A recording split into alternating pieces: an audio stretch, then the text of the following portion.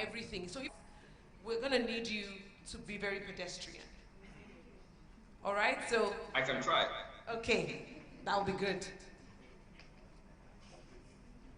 Okay, yeah. So let's be as pedestrian as we can.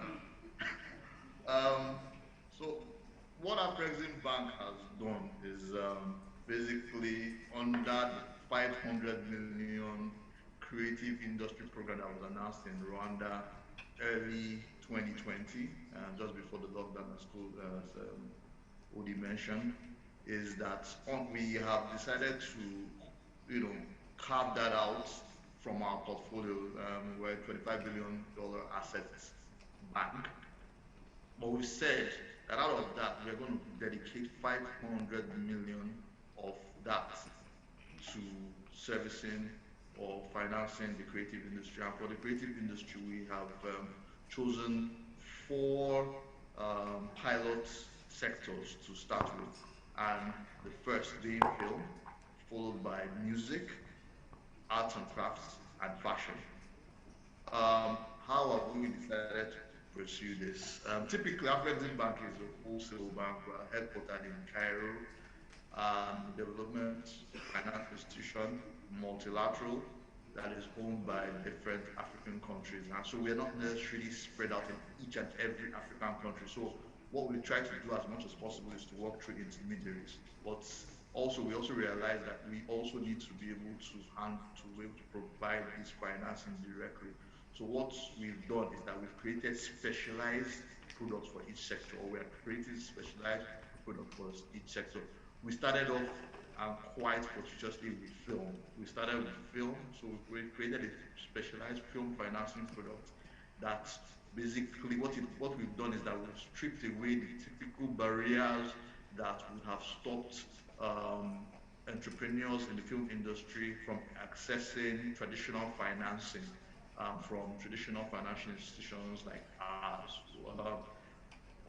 On a good day, Afreximbank basically finances or provides loans to corporates that meet a certain criteria in terms of size and turnover. But we realize that the film industry, especially on the continent, doesn't meet some of those criteria. Today, if I wanted to lend money to, say, a manufacturing company, they must be doing a turnover of $10 million per annum and have a balance sheet size of $2 million in the last 3 years. But we've said to ourselves that, of course, if we want to intervene in the creative industry, we have to take away these barriers and create a specified or rather a bespoke product that will meet that will generally meet the specific or rather the specialized nature of creative film or the film industry, which they are basically production companies, small-sized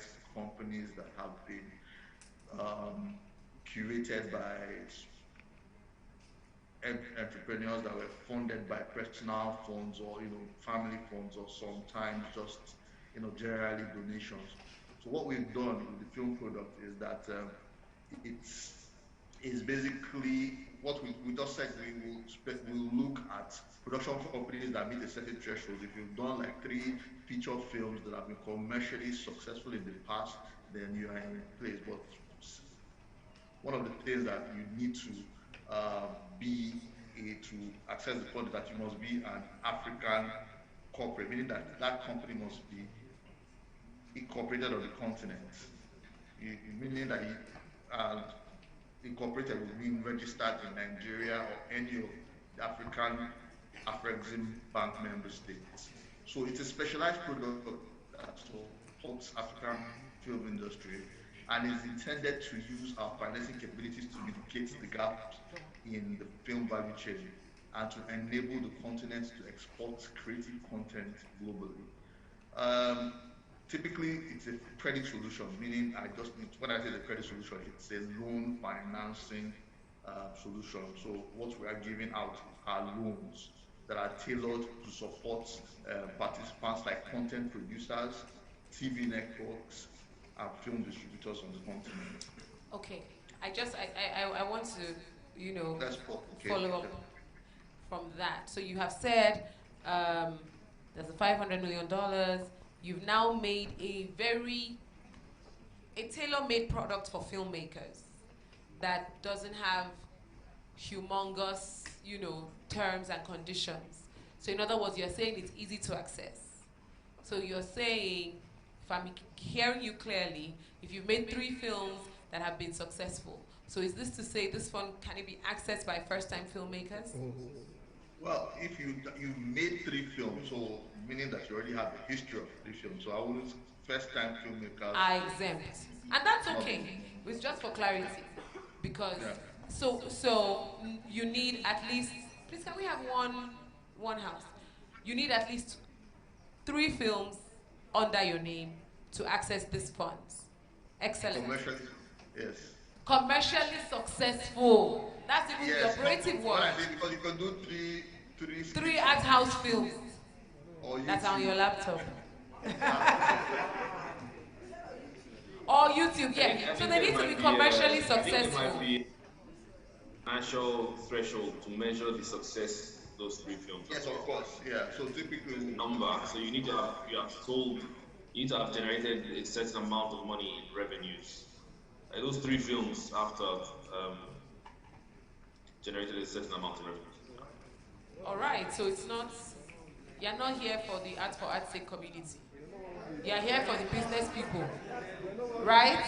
And that's okay. You see, what I'm trying to get out of this is clarity. So once there's clarity, we're not trying to force the fund to suit us. These people have provided, this is the structure, let's have all the information so we can get the best of it. So sometimes, even for filmmakers in the house, you might need to collaborate with somebody who has made these 3 films that are commercially successful, and maybe you're the one with a novel idea. And so, because some level of bankability is required for you to access this fund. Am I correct, my panelists? Am I speaking your language? I think you are absolutely correct. So the way to think about this, right, is that this is our first foray into film financing, right? So we are learning. I'm sure as we go along, we'll get better, we'll understand the ecosystem better, and then we'll be able to take more risks. But you make an important point because, yes, we're a bank, so we're lending people money. We're expecting to get the money back. That's how we stay afloat, right? So we're only going to be interested, or not even interested. We're only going to be able to lend people who we consider to be credit-worthy money at this point, right?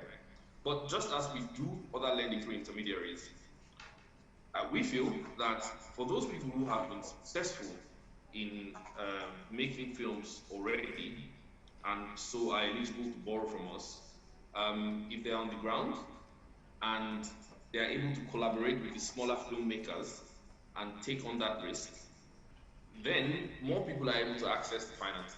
So if there's somebody in the panel on the floor there today who's made 10 films and has a successful production company, right?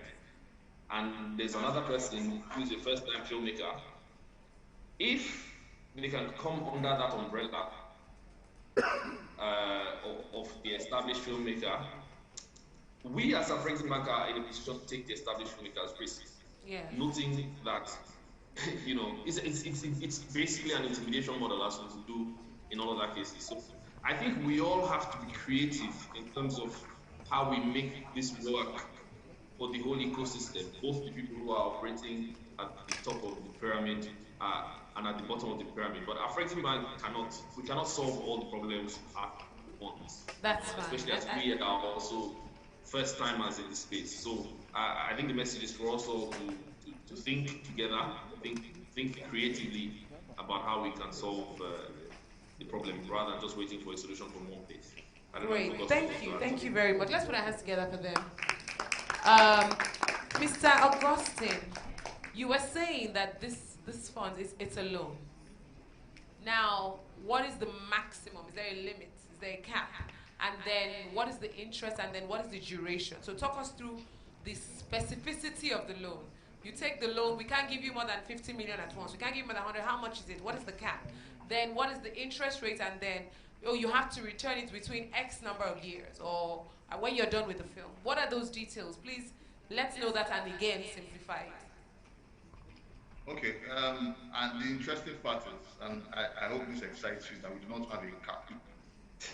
In that sense, our cap is basically our cap is basically defined by our balance sheet and our capital position, basically.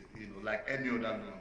Meaning, if you want to finance the next Titanic, we can bankroll it. Come If you on. want to finance Wait, sir. Wait, Mr. Augustine.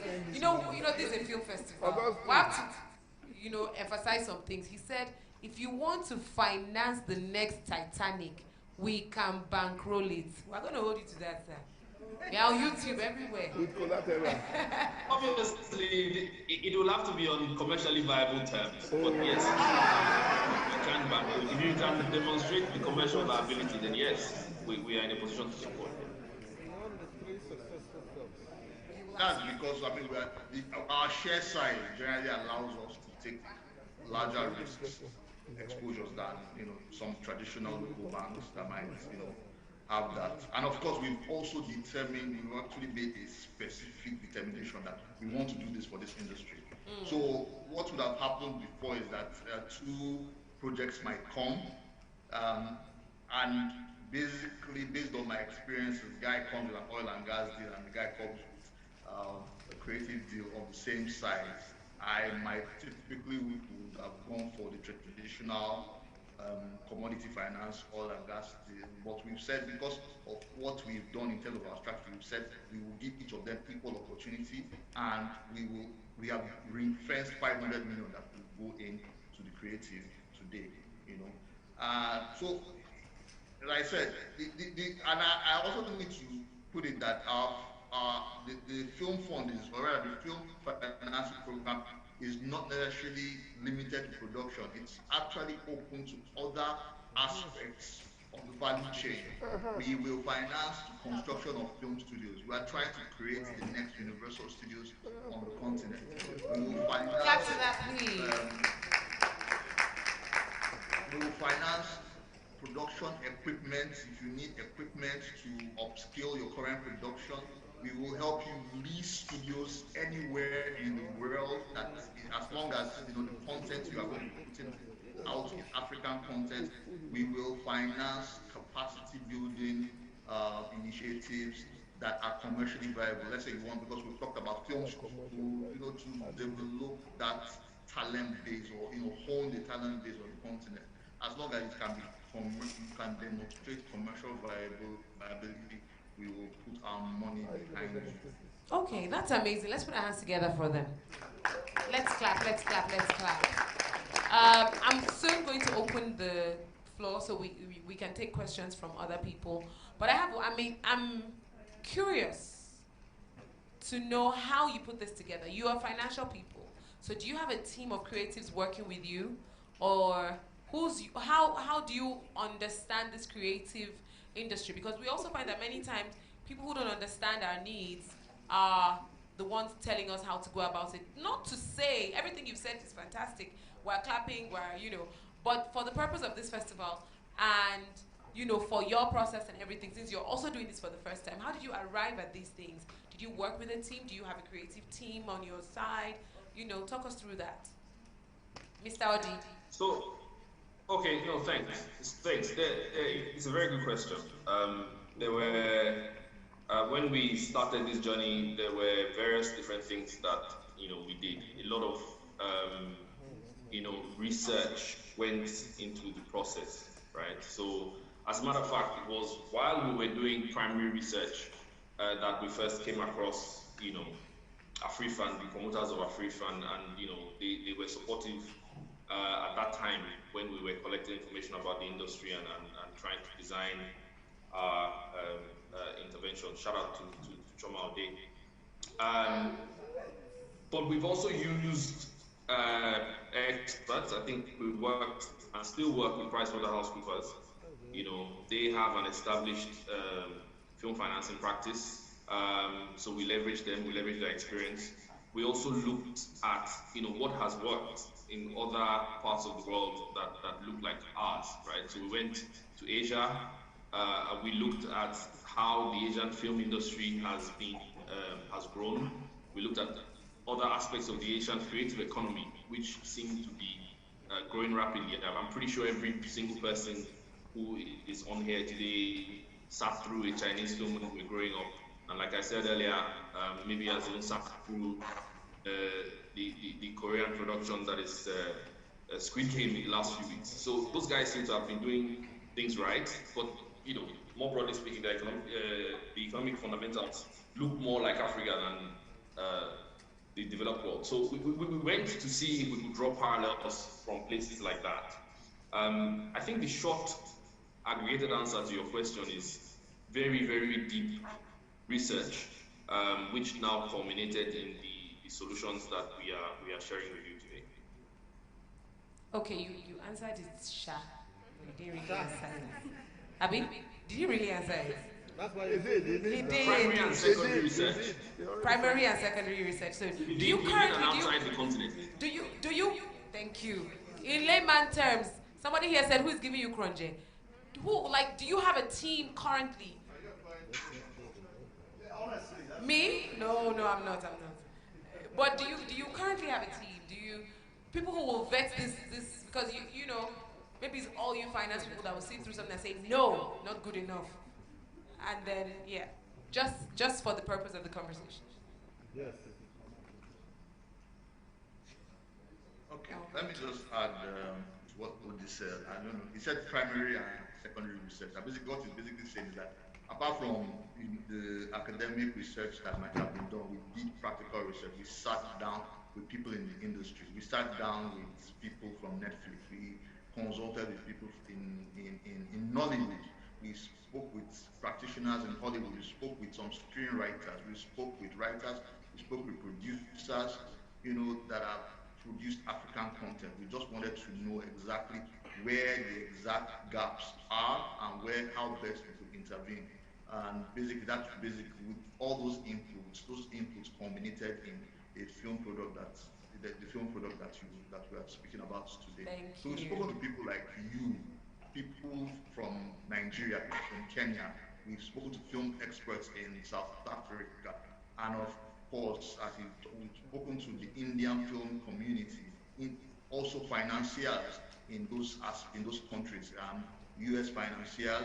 We spoke to India Exim. We spoke to Bank of Industry that is working in Nigeria. So those are all those people, and their experiences have come together to produce this product. Thank you very much. That was more like, let's put our hands together for them, please. Okay, so I already see a hand up.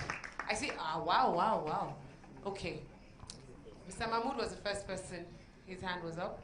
So there's the gentleman next to Mr. Mahmood. Oh, Mr. Mahmood. Good. Okay, so we'll take those two questions back to back. Then we'll bring the microphone down. Right. And let's just go straight for it and ask the question. Yes, sir, you can go. Good evening. Am I heard? We can hear you, but we need the microphone on for them to hear you online. Have you pushed the power button at the bottom? Give me the other mic. Hello. Thank you. Right, thank you, Afrexim. My name is Mahmoud Ali Balogun. I'm a Nigerian filmmaker. You made references to other clients where you've done your research and all that. But one thing is clear.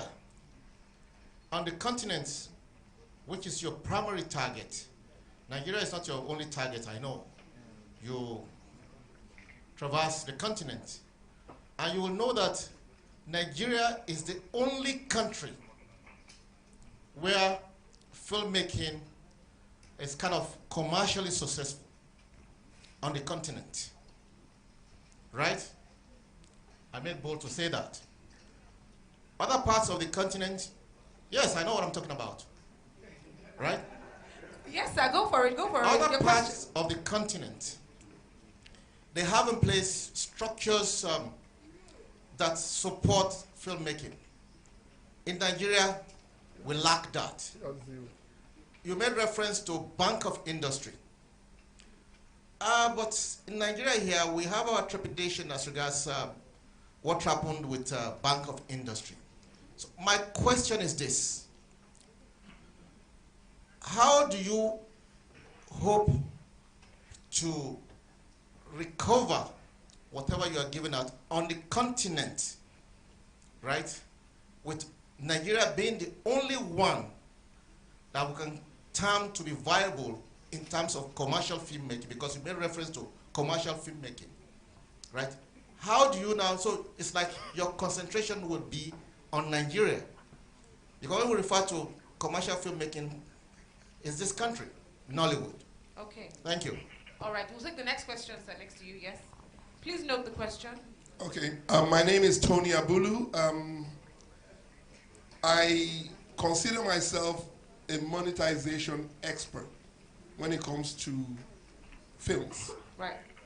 And I've spent about 40 years Right. worldwide Right. looking for that solution. Yes, sir. What I can say to Afrexim is this.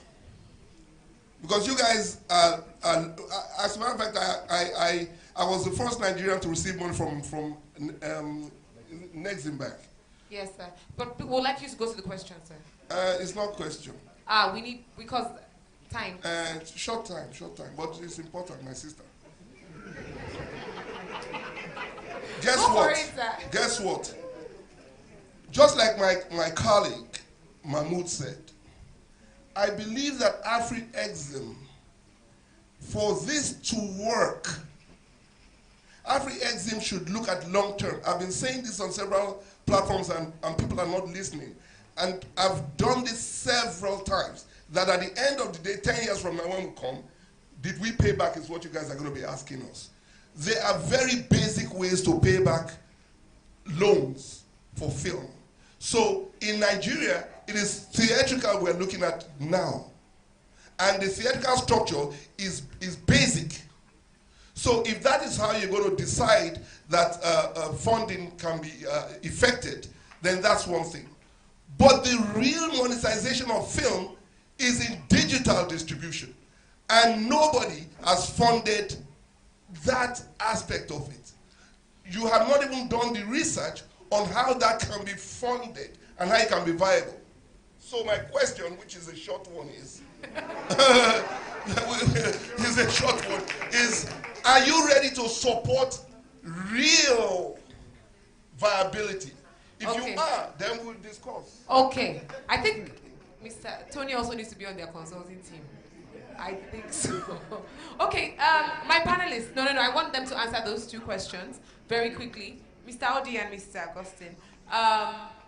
So the first question was, how do you plan to make this money?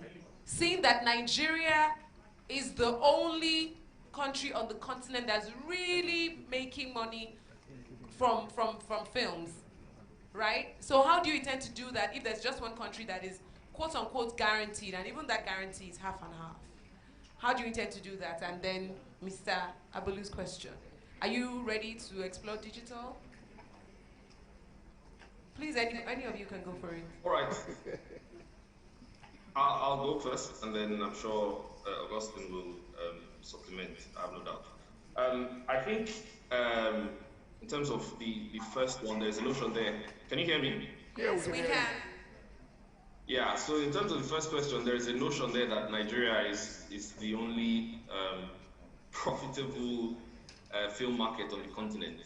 I don't know if we as an institution agree with that, based on the information that we have and based on the requests for financing that we receive, right? So it's difficult for me to answer the question within the context of that statement. But what I will say is that in terms of assessing commercial viability, one of the things that we're doing, especially at the early stage of our intervention, is ensuring that there are substantive off-taker agreements in place, right? So generally, if you come to us for financing, we will need some clarity in terms of how you're going to make money on the film, and then it is on the back of that we will then offer you a facility. So that sort of covers us to a large extent, and that will hold true whether the production was a Nigerian production or from anywhere else on the continent, South Africa, etc., etc. With regards to the point around digital distribution. My colleague spoke earlier about the fact that our intervention is looking at the entire film value chain, not just production. And yes, you're absolutely correct. Distribution is a critical part of the film value chain. And as a matter of fact, it is the most valuable because that is where most of the money is made. So, to your point, for as long as we sit and wait for the Netflixes and the Amazons of the world to distribute our content, we will not capture the majority of the value that we are creating with our films. So we are definitely looking at providing support to Africans to create indigenous streaming platforms that allow us to now distribute our films by ourselves and capture maximum value. I don't know if August wants to I add think something to I think that that's my answers take it on the well. questions. Mr. Augustine, do you want to say anything? I just want to I take think, 2 more questions at least. So if you do you want to add something to that? I don't overflow the issue. I think OD succinctly captured it. How do you recoup it about repayment? So it comes down to structuring.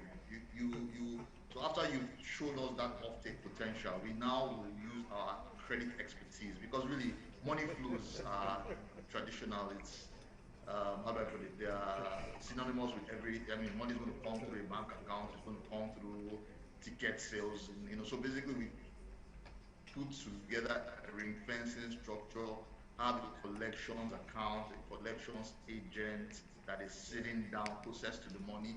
We have ring fence it and basically take our repayments from there, and whatever residues are left goes back to the profits of the production company or the strong company, All as right. the case may be. So that's basically how it works. Okay. Yeah. Thank you, sir. I'm going to take that question. Can we get a microphone to him, please? The gentleman, please raise your hand high up, sir. Okay. Oh, he has a microphone already. So we'll take you, sir, and then we'll take the gentleman behind you, and we'll start to round up. The microphone isn't coming up.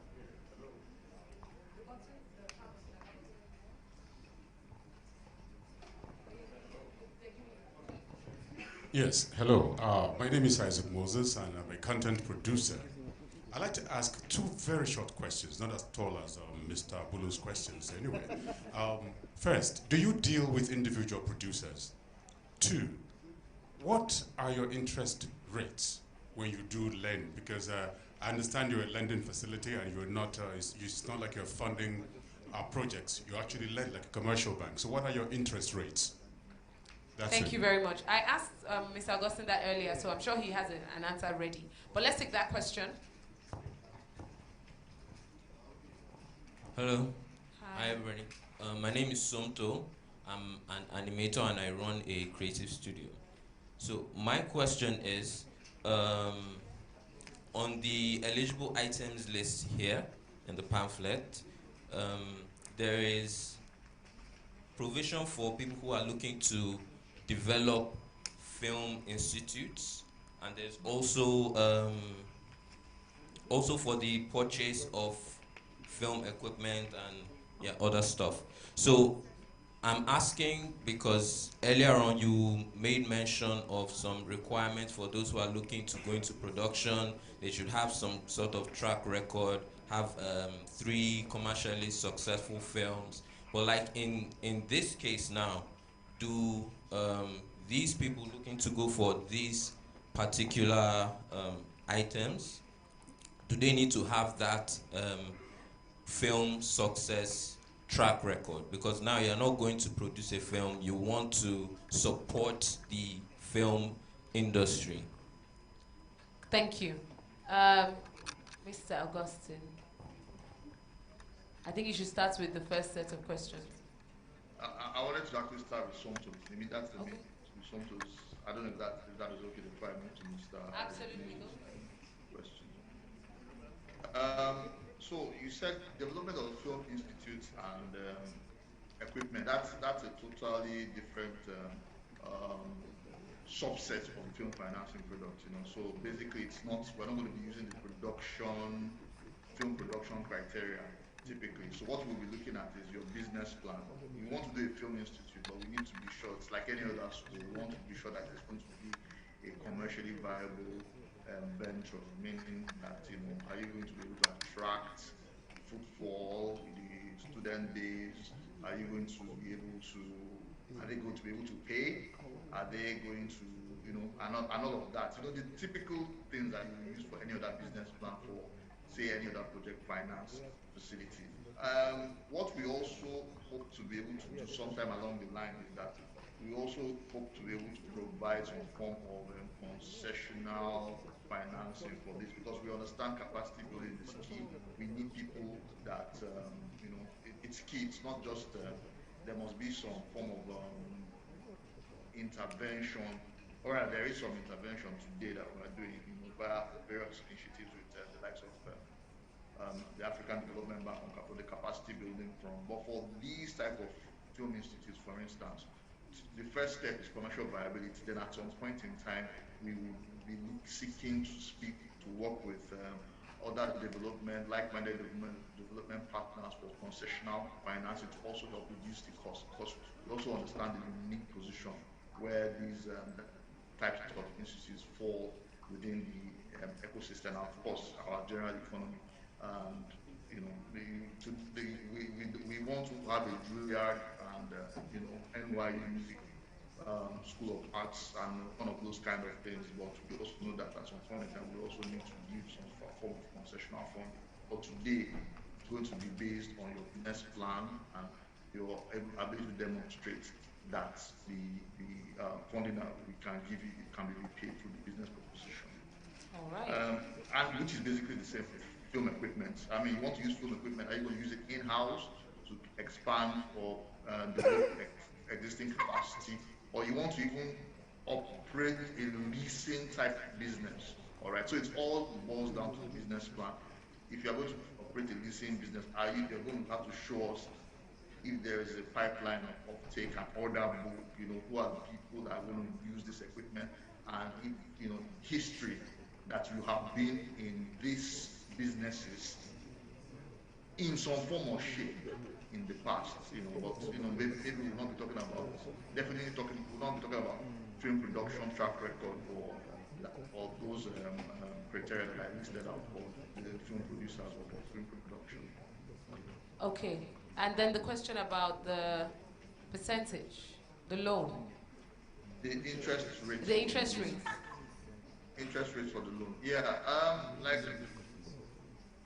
like any other bank, our interest rates are basically reflective of our cost of funding. How much do we source funds in the markets today?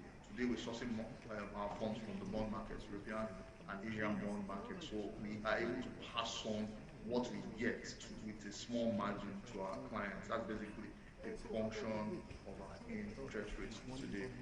They're basically structured along LIBOR. LIBOR is London interbank offered rates plus a margin to take care of our general cost of funding and our risk premium. What we've also done specifically, and I just came out of a meeting and where even the producers I spoke to, they admitted that the film industry is high risk.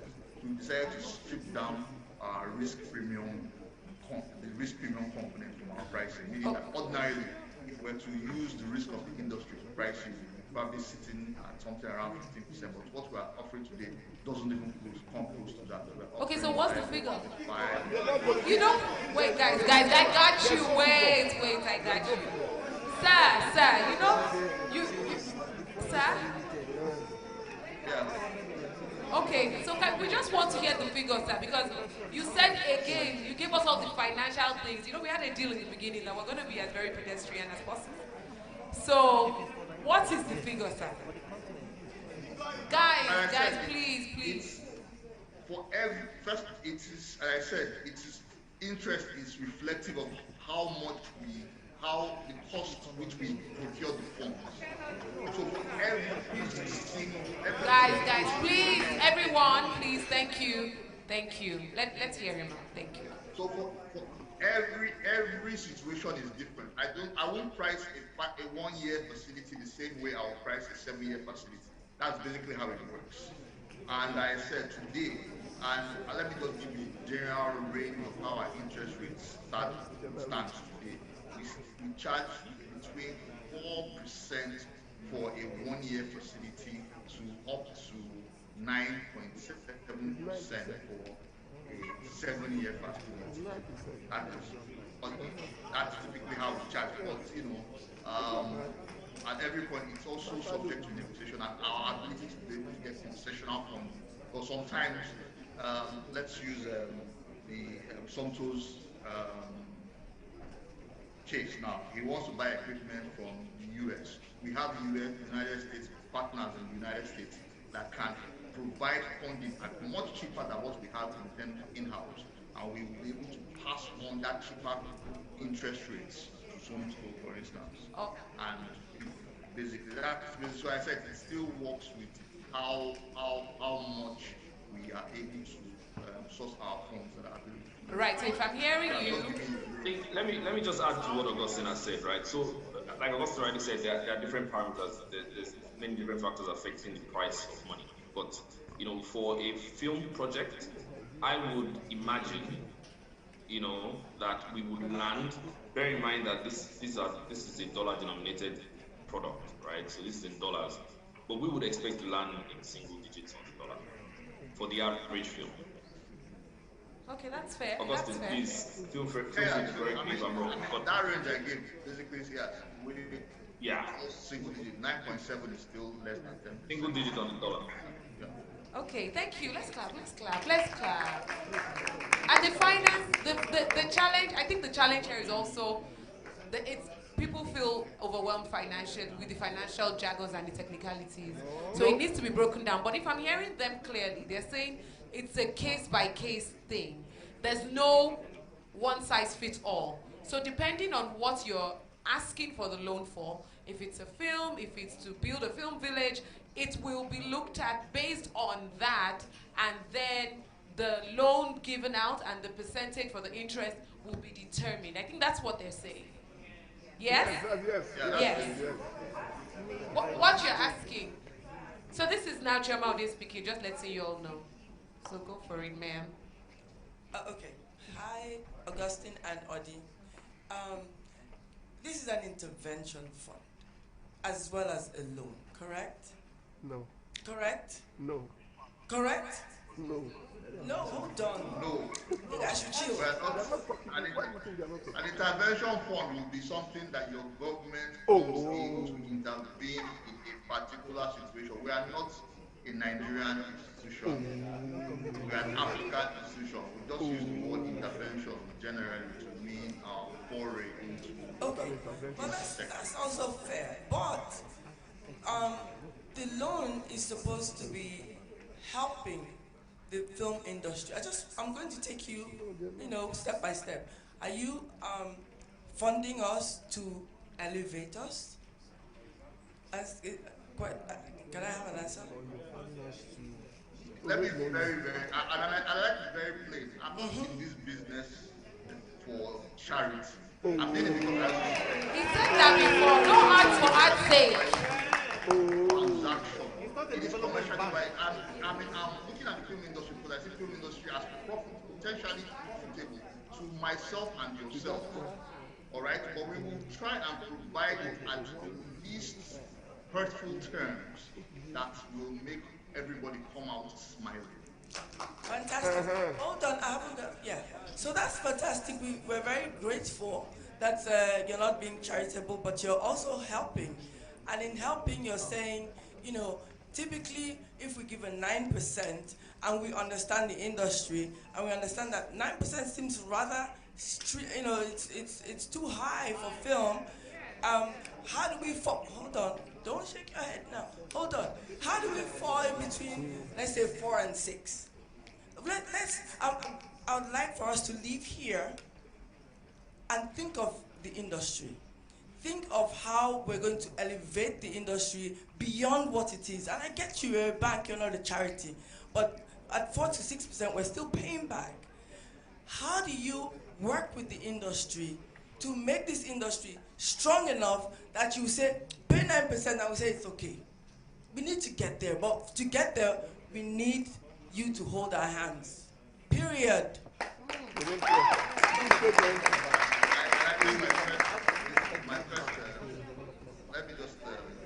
react to that immediately. I Okay. gave a range in which this possible interest rates can go, and that 9% was the upper Guys, limit. please, 9%. please, let's be quiet, please. We're almost done, please. Thank you. That 9% was the upper limit. Typically, and that range was based on, basically the if I'm looking at 7 to 10 year money, that would come to the upper limit. So if you have a film project that will monetize within 1 year, will monetize within 10 years, within 2 years, then we'll definitely be within that 4 to 6% range, for instance. So that time is the upper range if you have a long-term project, which would be something like what the animator is talking about for a film industry that will have a longer gestation period, as opposed to film production that can be monetized within 3 years most times. All right, thank you. Let me add to that, right? So I think I just, of course we are a bank, like we've been saying all day, and for us, commercial viability is really, the key to anything that we do. But we also have a developmental mandate. So I want, the house to understand that we hear what you're saying when you talk about a need for some kind of support, and it's something that is at the forefront of our minds. It was at the forefront of our minds when we developed a strategy around this, and it's also at the forefront of our minds as we implement. Like Augustine said, our pricing will reflect the cost of funds. So where we are able to raise, cheaper money from development partners, we may be able to pass some of that on a case-by-case basis. We're not going to go around promising that, but where we are able to source cheaper money from development partners, we may be able to, in a bid to fulfill our developmental mandate, pass some of that to you on a concessional basis, right? But broadly speaking, commercially, we will have to follow the pricing mechanisms that Augustine has alluded to. So I just want to say we understand the need for support. The journey for us is not just commercial, it's also developmental. And where we can price in a more friendly manner, we certainly will look to do that. All right, thank you. So we're going to take that one last question, and I'm going to have you both give your final words.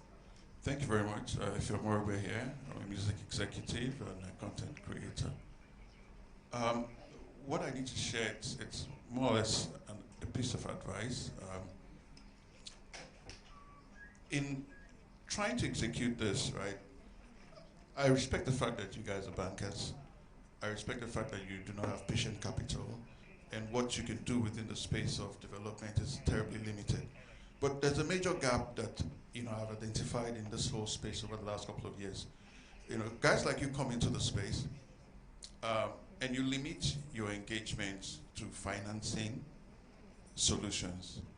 I think if you approach it in a bit more expansive way, you might be able to make stronger impact. Let me give you a practical example. This is like, for about 4 years, collective management of copyright in Nigeria in the music space has been in crisis. And hundreds of millions of naira are trapped or lost, right? Just as creatives, the industry does not have all the solutions, the industry does not have the muscle, the industry does not have the ability to bend policies, negotiate with government, force regulation or regulators to act to protect the industry. So if you gave me your money, for example, 4 years ago, right, and all the digits look good and everything, and I did my projections, and in 4 years I cannot get royalties, I default. Not because the numbers were not great, but because there's a problem that's bigger than me, that you might be able to solve with your structure, with your muscle, with your expertise, with your access. Yes. So I would suggest that you can approach it, create a little bucket. Maybe you're dealing with consultants, you're dealing with resource persons, but if you can work with us to solve the real cardinal problems why it is difficult to monetize, then everybody will be safer. Thank you. Thank you very much.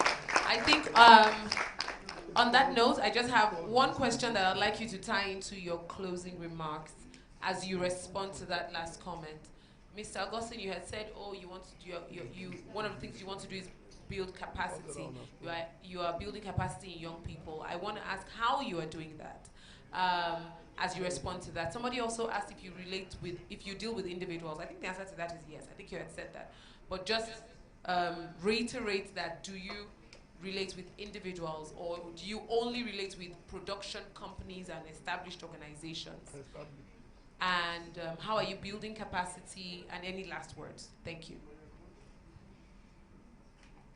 Okay, I'll just clarify on the bit about whether we relate with individuals. We do relate with individuals. I mean, an individual is the one that will typically bring the deal through the bucket, through the door. But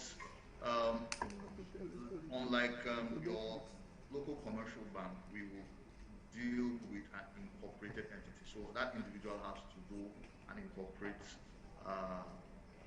a company, so meaning that we will not lend to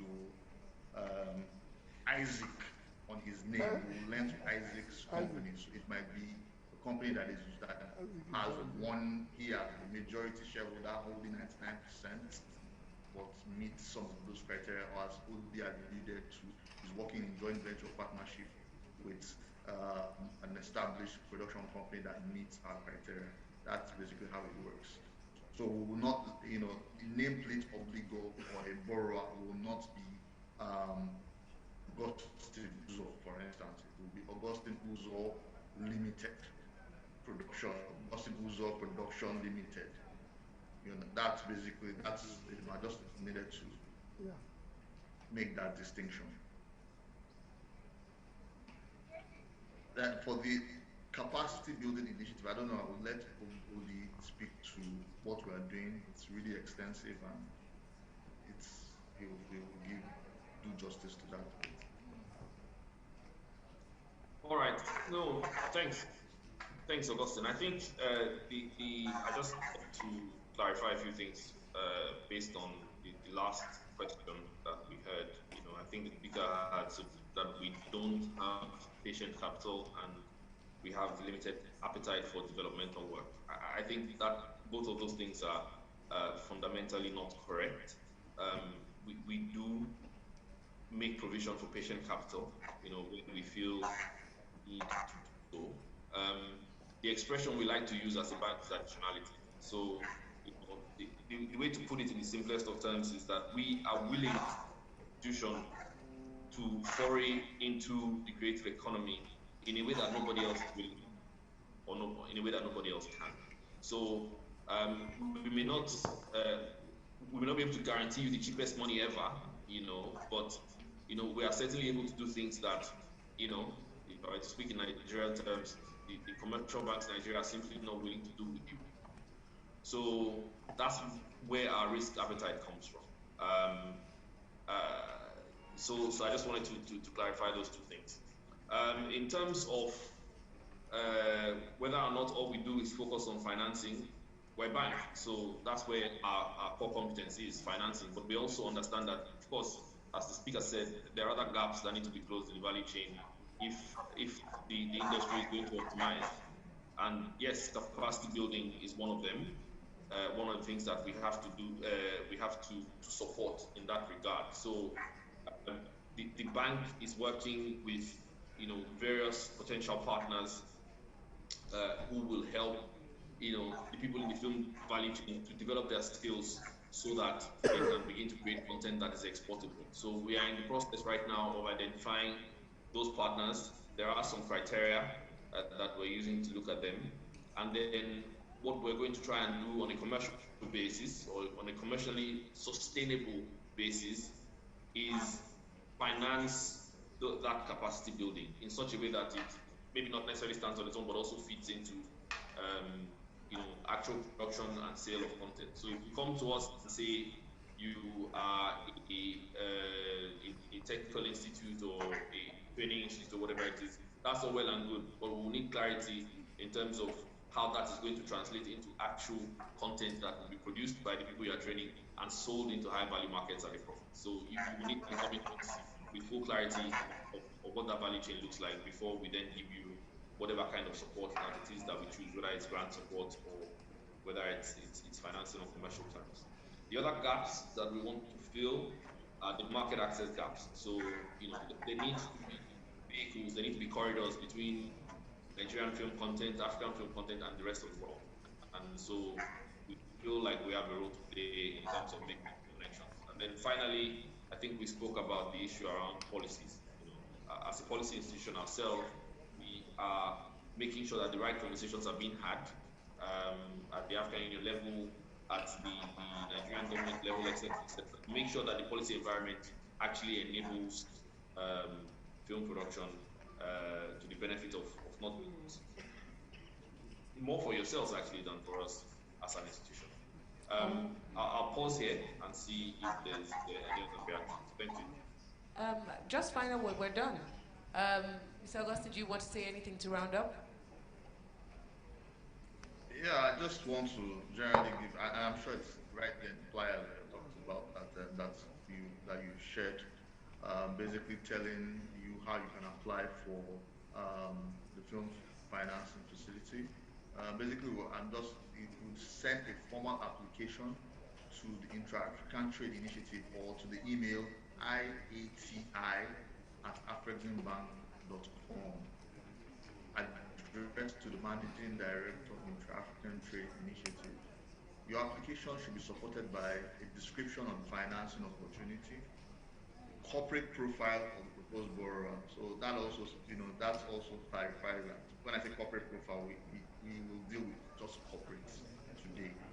The film budget or cost breakdown for the proposal, financial projections, and any other information which will be helpful in our assessment. Typically, it will be things like letters of intent from your off-takers, distributorship agreements, profiles of those distributors, and whatever else you think will help you make a good case. Basically, so we are looking forward to receiving those applications and thanking you, asking you to enjoy the rest of the festival. Thank you very much. Let's put our hands together for them, please. And I think at the end of the day, the summary is reach out, send that email, iati@afreximbank.com. Send that email, send your proposal, and I think they're open to the conversations and to create something that will work for both parties at the end of the day. Thank you very, very much. The next session is here, but it's not starting now as scheduled. We're running late. One or two of the panelists are running late. So we would let you know when we're starting. Thank you so much, our panelists. Let's put our hands together for them and let's wait. Thank you so much for coming in.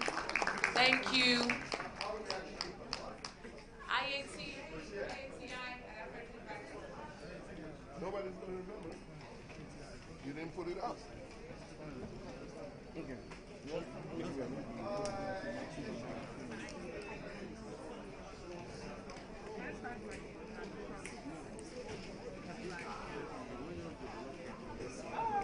Because someone else wants to charge.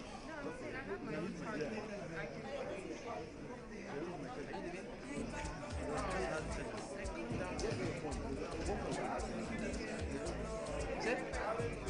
I went to get outside to